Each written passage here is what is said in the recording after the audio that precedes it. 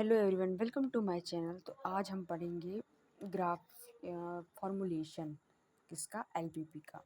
तो सबसे पहले उसके बेस क्वेश्चन जो आते हैं वो बहुत इंपॉर्टेंट रहते हैं एग्ज़ाम में। तो ये question example, a firm manufacture produce 3 product A B C, the profit are 3, 2, 4 respectively. मतलब 3 है पहले का, दूसरे का 2 है, 4 है। The firm has 2 machine M1 and M2 and below the required capacity processing time in minutes for each machine on each product. ये दिया है, 2 मशीन है, प्रोडक्ट है 3, सबके लिए दिया है। ठीक है, हाँ। तो लिखा है कि machine M1 and M2 have 2000 and 2500 machine minutes respectively.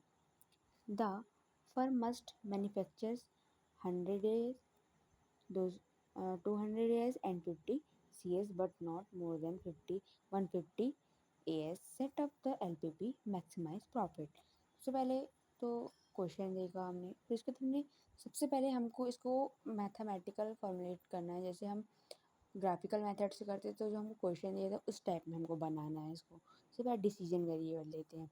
तो late x1 x2 x3 be number of units product A B C respectively such that the quantity maximize the profit. Objective function, the profit of the 3 product A B C are respectively 3, 2 and 4. We have the maximize the profit.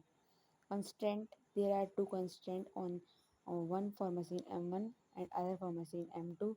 From the table, machine M1 require processing time 4, 3 and 5 minutes per unit of product ABC respectively. Also the number minutes available on machine M1 are 2000 minutes and the restriction is expressed mathematically in 4, 3, 5 and 2 less than equal to, इससे ज़्यादा तो नहीं होगा 2000। Similarly M2 के लिए 2 to 4।